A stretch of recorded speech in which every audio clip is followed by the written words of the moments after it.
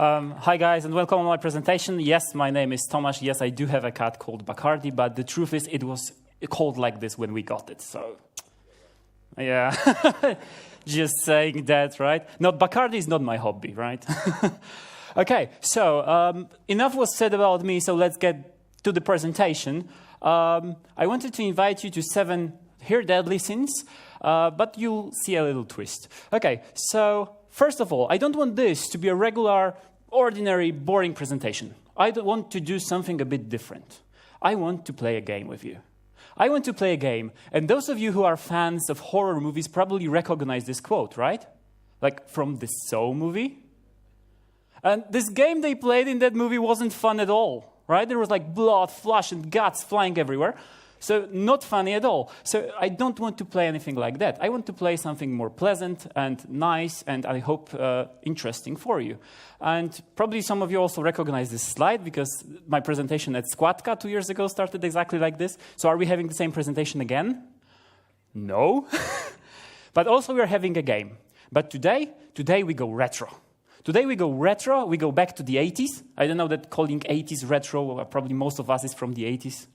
But in terms of games, okay, 80s are retro. So we'll have a lot of pixels, a lot of pixel art, a lot of 80s kind of theme. So, deadly sins, deadlier sins, the question, where's the twist? Probably you've spotted already that there's this mismatch between the first slide and the agenda. And if you've seen my presentations, you probably know that I inspired myself a lot with movies, TV shows, cartoons, and so on. So why deadlier sin? Well, guess what I've been watching last year? I need to see that from here, yeah. So not deadly sins, but actually 7 deadlier sins of quality. It looks perfect from here. Okay, so 7 deadlier sins of quality. Stranger Things. How many of you have seen Stranger Things? Who hasn't seen Stranger Things, guys? Come on, great TV show, I loved it. So the inspiration in here is Stranger Things, and we'll play an adventure game based in Stranger Things world with our team, the same team that was in Stranger Things. So let's meet our team. So just like in the TV series, we'll have our 4 characters. The first one will be Lucas. Lucas, let's give him a role, right? Lucas, L stands for, not loser, leader. Lucas will be the leader. Then we have Mike. Mike, M for manager, obviously. There needs to be a manager always. Otherwise, I wouldn't have a job. Next, Dustin. D for developer. And then, last but not least, we have our main character today, which is 11. E stands for? Yeah. Good question, right? I have this problem to find what E stands for. And I started to think about it, and I thought that, okay, maybe if we switch letters a little bit, we get from 11, we get Evelyn, which is a pretty nice name. But still, the role is unknown. So let's make it more Polish. Let's make it nicer, and let's make it fitting all the testing meetups in Poland. And let's call our main character Ewelinka. So Ewelinka will be our main character today, and Ewelinka is obviously the QA. And she's the most important one, because from her perspective, we'll be looking at the characters we meet in our game, and from her perspective, we'll try to learn some things about ourselves that are affecting quality in our projects. So if we met the team, let our adventure begin. So, chapter number 1, pride. The first deadly sin. In every chapter, we will meet a character who played Pokemon. So you probably recognize this, right? Okay, so in every chapter, we will meet someone who is a great representative of the sin we're discussing. So who from the world of movies, TV series can be a great example of pride? Any ideas? I think I've heard it. Sheldon Cooper, obviously. So we meet Dr. Sheldon Cooper, right? The Bazinga. And this guy was really proud, right? He was so confident, even so cocky. He's a very good example of this sin, right?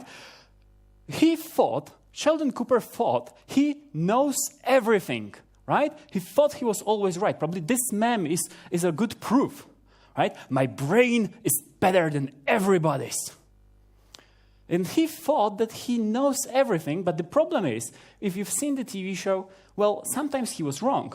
Sometimes, unfortunately, that wasn't really true. And this was just like this moment like, say, what? I'm wrong? Not possible. I'm the expert. I know everything. And how many things this happen also in our projects? We think we know something and then, bazinga. And I wanted to share one quote with you. The quote is, the greatest enemy of knowledge is not ignorance. It's illusion of knowledge. Do you know who said that? This was Stephen Hawking, who unfortunately recently passed away. So Stephen Hawking said that, and this quote is so true.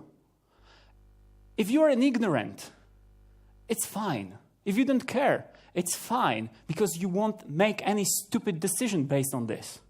But the real risk is if you think you have the knowledge, if you think you know something, and that's not really true, then you are affected. This is in psychology. This is one of the cognitive biases, illusion of knowledge. You are affected by illusion of knowledge, and you start making decisions, start taking action based on things you consider facts. But the truth is, those are your opinions, your assumptions, so you can make a wrong decision. So the learning from this chapter is that your ideas may be based on opinions, not on facts, and you didn't even know about it. Chapter number 1, done. Let's go to chapter number 2. Chapter number 2, the next deadly sin is greed. Greed. Who can we meet in here? Who is an example of really greedy character? Haven't heard that. I was thinking about it, but I had a better idea. Do you know the stereotype of all the managers, right? Mr. Burns. So Mr. Burns appears from The Simpsons. Excellent, right? This guy is like stereotype manager. He wants to take your money and drain your blood, right? Perfect type. So he was really greedy. This is what he was interested in. The money, the gold, right? But I don't want to talk here about the money because this is, very delicate subject and probably a topic for yet another presentation. I want to focus about everything. It's all mine, right? This is greed. It's all mine. And I don't want to talk about the money, but I want to talk about some other treasures we have in our IT world, in our organizations. Well, because there are these things, these treasures that we want for ourselves, right? This can be, I don't know, a kind of a greenfield project, some cool research in some new technology, so interesting task, maybe a demo for a client to improve your visibility. Those are the things that are cool, and we want them for ourselves. And we have them. We have all these things. We feel like, like a kid in a chocolate factory or something like this. So I want to talk about this, and taking everything for yourself can be bad, because another psychological effect comes into play. And this is, well, this picture probably can help you, the cheerleader effect. And probably some of you will say right now, like, what? Come on, that's not it. Cheerleader effect is some stupid idea from one of the TV shows, I think How I Met Your Mother. So actually, yes, there is in psychology a cheerleader effect, and it's proven that in some environment it works. So what is that? In general, cheerleader effect says that in a group, we seem more attractive rather than on our own. But I don't want to discuss here who's attractive, who's not, right? This is not the point. So I wanted to rephrase this cheerleader effect and make it mine. And this will be not based by any psychological research. This will be cheerleader effect by Tomasz Dubikowski. Not proven by anything. This is just mine. Okay, so I want to change this word attractive. I think that in group, we not only seem more attractive, but we are actually simply more awesome. Why? Because if you have a great idea, you want to do something, you will achieve it gathering people together. Come on, guys, this is not a Wild West anymore when you do all the tasks on your own. We work in the teams. We want to work on huge projects. And there are no so small projects that you can do things on your own. This is it. So if you're all alone, your idea may not pass through. But when you are in a team, you come to your manager. We're having people building this buy-in in your team, making people support you. This is the way how you can achieve much more. So the learning from this chapter is that on your own, you may not achieve all you want. Plus, if you are the one who's taking all the cool stuff, no one will like you, and you will end up forever alone. Learning from chapter number 2. Done? Let's go to chapter number 3. Another deadly sin, lust. Who can we meet in here again? Who our crew meets in this chapter? Who is a great example of very lustful person? Any ideas? Exactly. So we meet Barney Stinson from How I Met Your Mother. We meet Barney Stinson, who is awesome, right? You probably, even if you haven't seen this TV series, you know Neil Patrick Harris from this role. He was awesome, legendary. This is him, right? And if you've seen this character, he wanted everything. Right? He wanted everything. He was picking up all the ladies he met. He wanted all the ladies. He wanted money. He wanted fame. He wanted best suits. He wanted everything. But if you've seen that, actually all he needed was true love. So all what he was doing was not giving him happiness. So when we think about it, why did he want all this? Well, a good question. And the answer is that there's another psychological phenomenon, I would say, which is the cargo cult. And I don't know if you've heard about it. When I've heard this story for the first time, I was like shocked. How many of you have heard about cargo cult? Well, most of you haven't. So give me just 1 minute to explain it to you. So we have to go back to the Second World War when Americans were fighting Japanese over Pacific Ocean. So Americans started to build bases on these small wild islands, just to, building like mission control towers, radars, runways for flight to take off and land. So, these islands, they have the people living there, wild people. So when they saw, of course, Americans started to build some relations with them so they are not going to eat them. So they started to give them gifts. So looking from these wild people who haven't seen any civilization, there are people coming from the sky giving us gifts. Well, this is quite a good definition of a god, right? So they thought Americans are gods. But then the war was over, Americans flew back home, and they were left.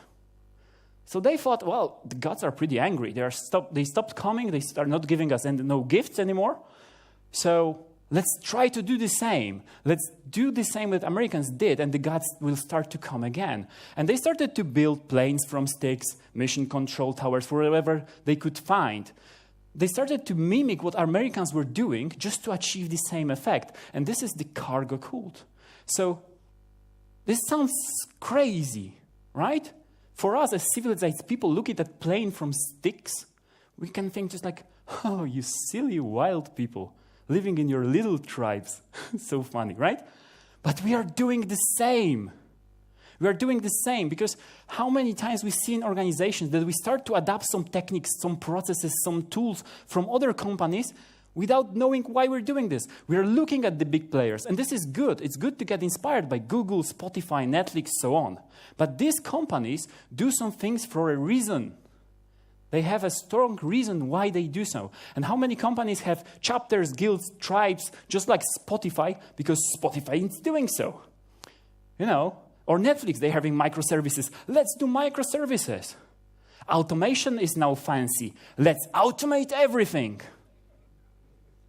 We do this without asking ourselves even the question, do we really need that? And you want to end up with a bright, shiny jet, and you end up with playing with sticks because it doesn't work.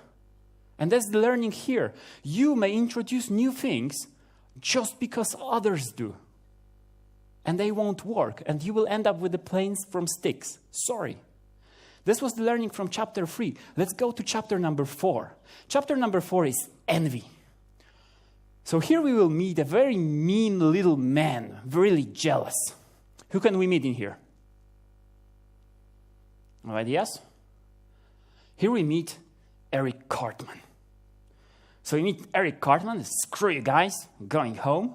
So Eric Cartman was pretty damn mean. He was really jealous. He hates when other people are better, are happier, or actually anything. He has to be the best. He has to be on top. And Eric Cartman, you can observe Eric Cartman in our meeting rooms, in our organizations, because, when there's a meeting and something is not going right for some person, you can observe this guy, right? And you have the signals that Eric Cartman is coming. You have this, angry eyebrows. You have this rapidly blinking eyes and, this clenched lips. So Eric is coming. Prepare. And this usually happens when discussion starts, right? Because when discussion starts and we have different opinions, oh no. Especially if you have this like traditional Polish blood, then oh no. Your idea? My idea. So discussion starts, and we are adults, we are professionals, but when discussion starts, when we have conflict, the discussion is more like this. Like, I'm right and you're wrong. Sorry. And if we want to discuss, so let's talk about how wrong you are. And this is professional discussion in IT world. So why this happens? What happens? Because another cognitive bias comes into play in here, and this is called the confirmation bias. So if we have a discussion, our brain is looking for arguments, is looking for opinions, is looking for people, in general, is looking for stuff we agree with, and is giving a greater value to all this. To give you an example, let's have a small simulation. Let's say I'm saying, let's go to production without any testing. Great idea. Robert, what do you think? Going to production without testing? No. We have a conflict. I liked you. Till this morning, I liked you. Okay, what do you do when you have a conflict in your organization? You ask for a second opinion, obviously. So let's ask for a second opinion. Sorry, Tomasz. Going to production without testing. No way. You're a junior. Let's ignore you. Sorry. A lot of learning in front of you. Good luck. Petra, please. Going to production without testing. Let's do that. Petra's the expert. She should have a pay rise, honestly. She's the expert. Let's listen to her. And this is confirmation bias. Now I will love Petra and I will hate Tomasz because he doesn't agree with me and she does. And this is confirmation bias. This is how our brain works. Obviously, this is a bit, oversaturated.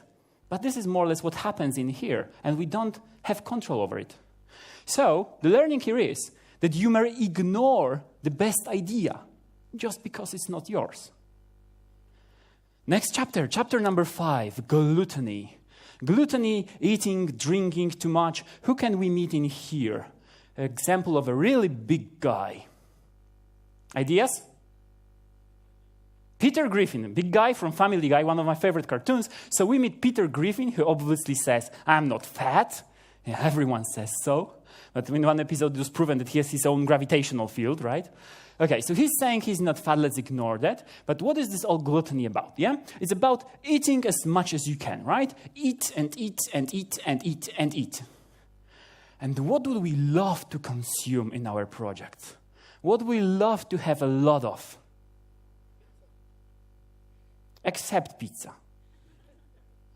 Tools. We love tools.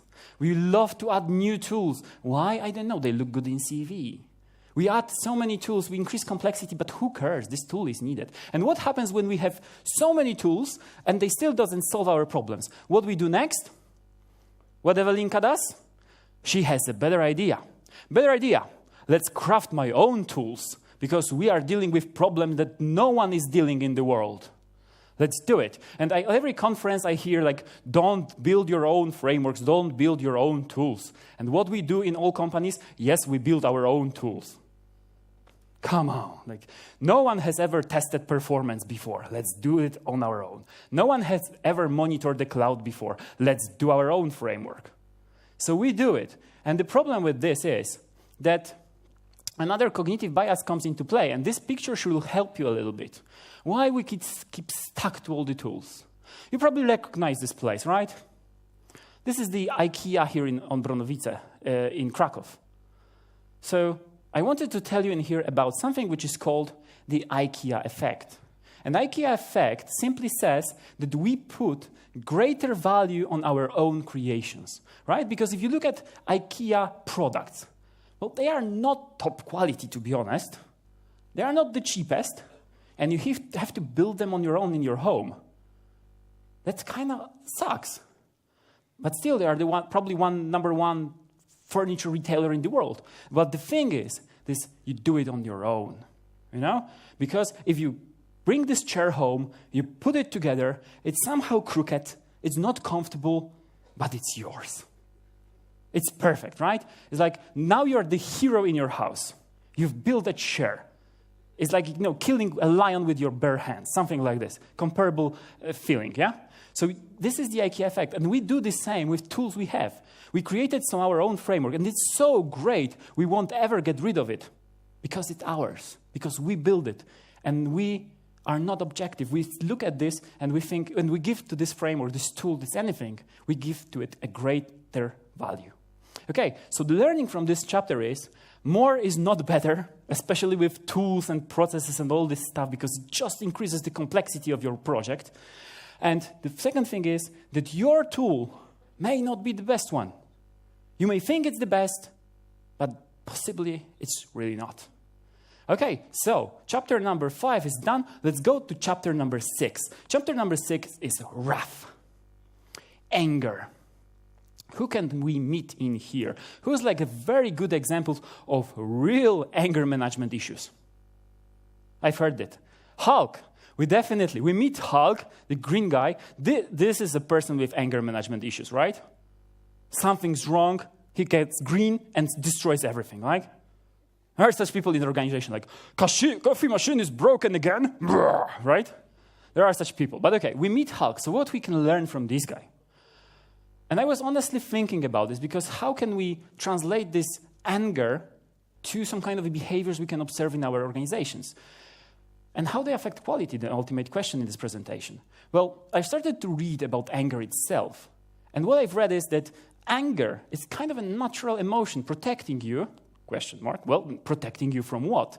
Protecting you from something you're considering, something considered wrong by you. So if there's something you don't like, you don't agree with, you consider this wrong or harmful, you get angry. Okay, so there has to be something that happened that caused the anger. And then I thought about myself. You can clearly see that I am kind of an emotional guy, right? So in my work, usually I get, like super happy 50 times a day, and I get angry 50 times a day. But I realized that, okay, it's not like that I'm coming to the office at 9 and I'm angry, and I'm leaving at 5 and I'm still angry. It's not like continuous thing. Something happens, I get angry, then I calm down, right? Some decision is made, some action is taken, I get angry. But then when I understand the bigger context, well, actually, that makes sense.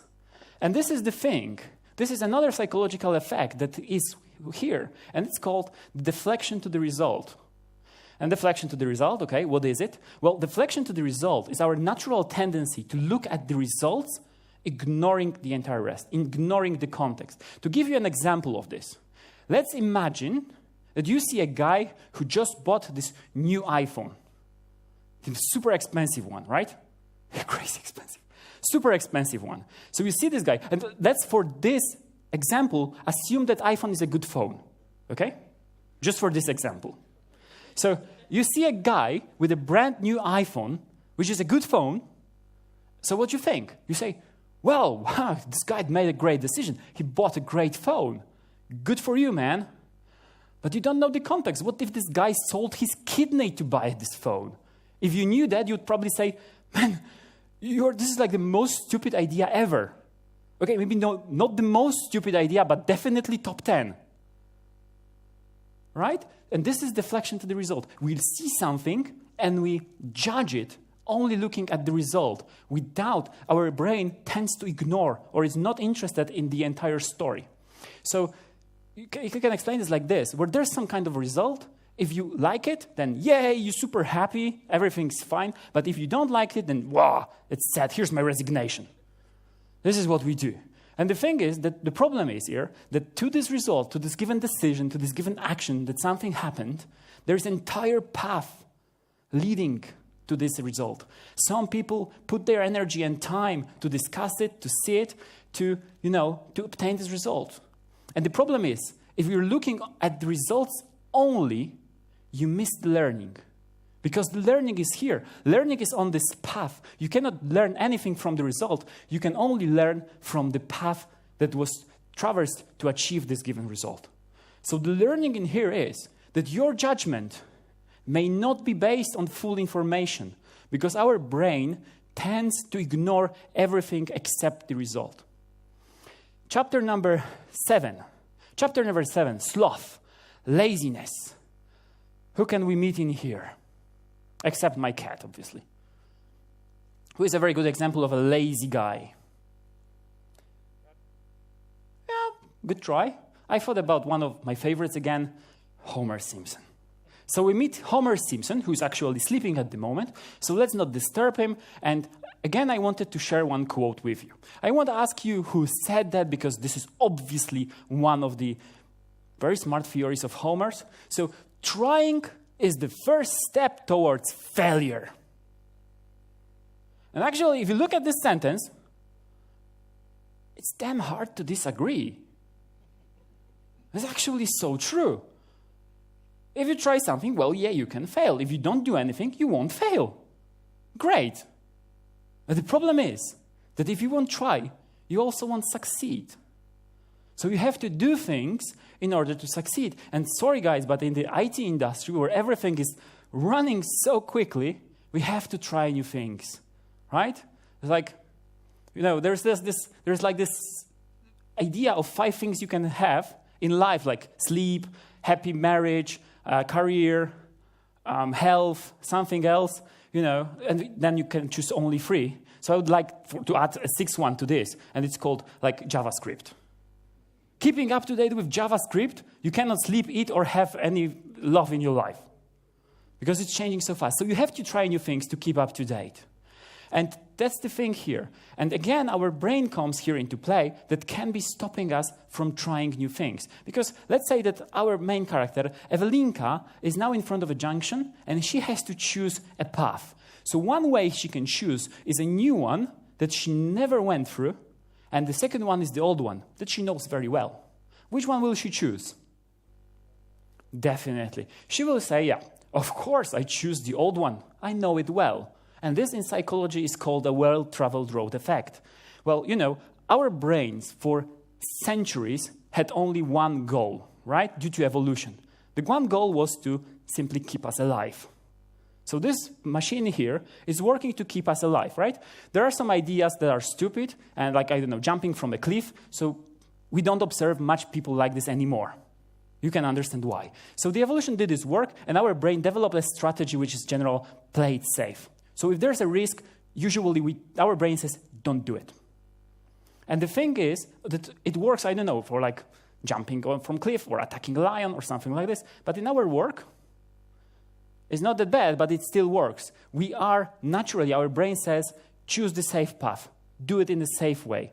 But the problem is that you can go through this old way. You can do the same thing 100 times and it will work. But there will be this 101st time that this well-known road will end up to be a dead end and you can actually crash. So the learning from here is that using the same way all the time may simply give you no results. Okay, so we finished discussing our deadly sins. So chapter 8, the grand finale. Let's admit it. We sinned, right? We sinned, right? Because who hasn't had this Eric Cartman moment on the meeting saying like, oh, it's my solution. We have to choose my solution. Mine, mine, mine. I'll do everything so it's mine. Or this lazy Homer Simpson moments, like, oh my God, why are they discussing at this meeting? Let's just do it like we've did it always, like we've done it always, and let's just go home. We had this. We sinned, Evelinka sinned, we admit it. Let's admit it, right? No one can hear us here. This will be just what we say in this wall stays in this wall, in this room, and on YouTube. So we can admit it clearly. We sinned. Evelinka sinned as well. And if you sin, where you go? You go to hell. And Evelinka goes to hell as well. And who's there in hell? In hell, there's Mr. Devil. So Evelinka meets Mr. Devil, and the devil says like, ha, ha, ha. Welcome, you sinner. Time for your punishment.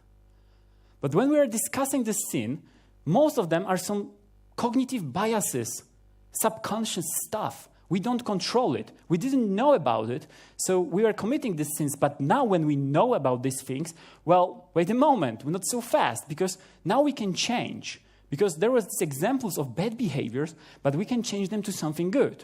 Right? Because at the first chapter, we've met Sheldon Cooper, who was so proud. He was so proud he was making bad decisions because he was basing them on opinions. And that sucked. So how can we make it differently? How can we change this to actually make it a good behavior?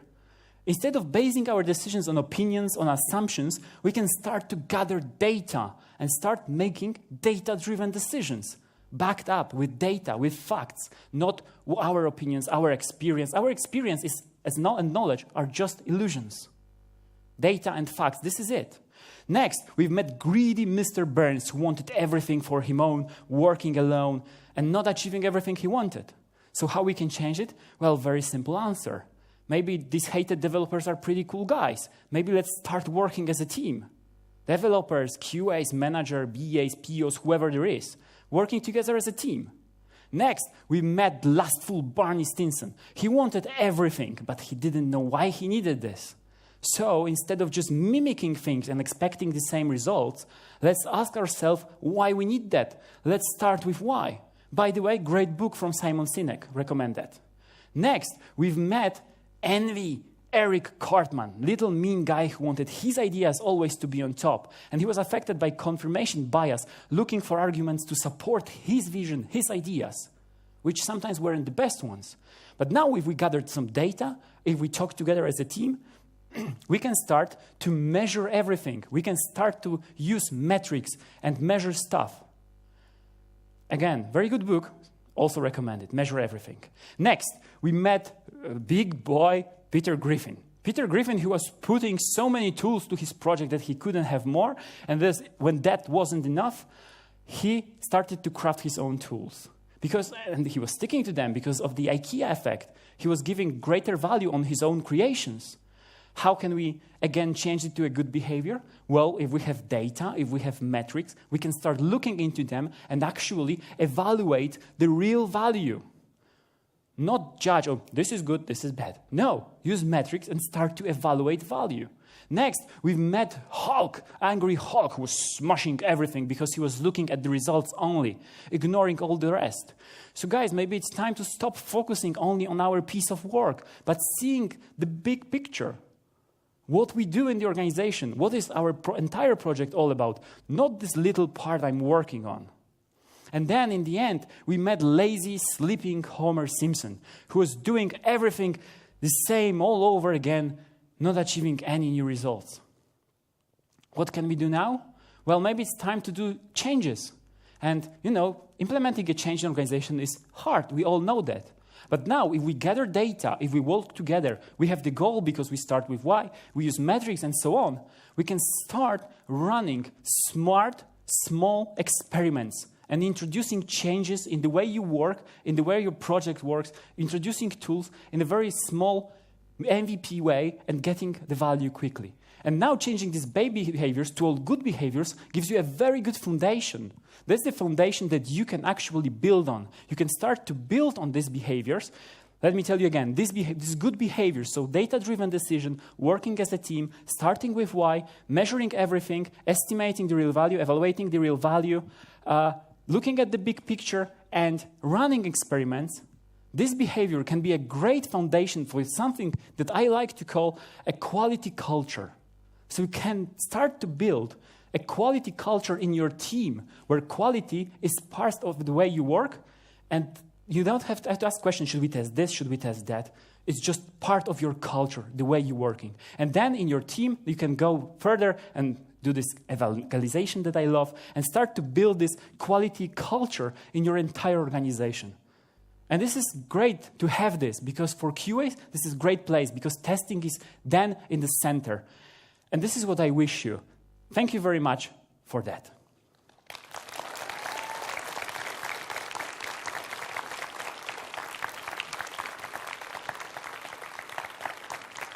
Thank you.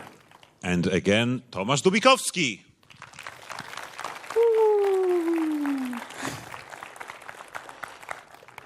Thank you, Tomasz. So if you'd like a confession, and then if you'd like some atonement and absolution, feel free to meet Tomasz later in the networking room, where I'm sure Tomasz would be happy to answer more of your questions. I would personally love to discuss more gluttony and wrath and possibly even sloth, but I'm too lazy to do it.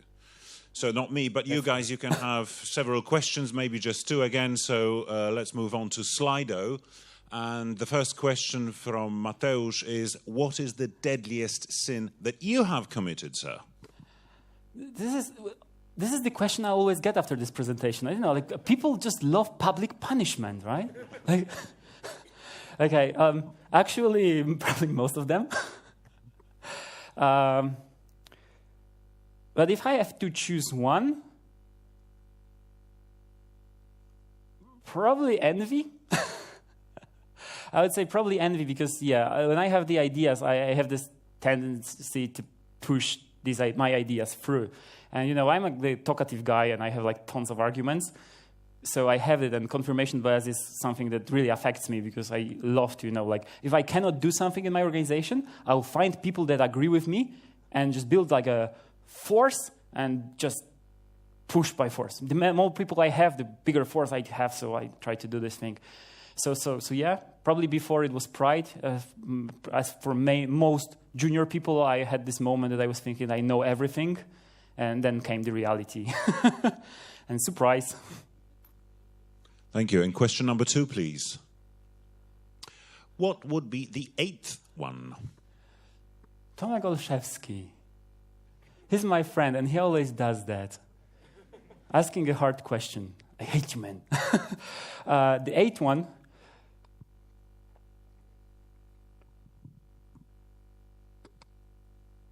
Damn, this is a really good question, a tough one, because I'm thinking about what behaviors maybe are.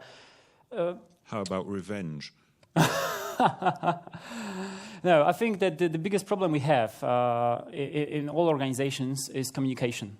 To be honest, most of the problems we have are not the tools, are not the legacy or anything like this, but usually it's the communication and understanding what we want to achieve.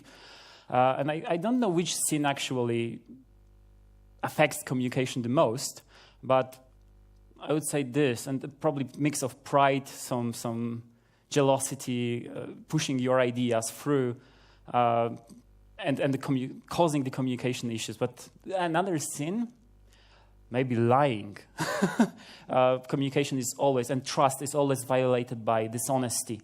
And I hate this in organizations, if you are dishonest. So maybe lying on dishonesty is another sin I can add to the list.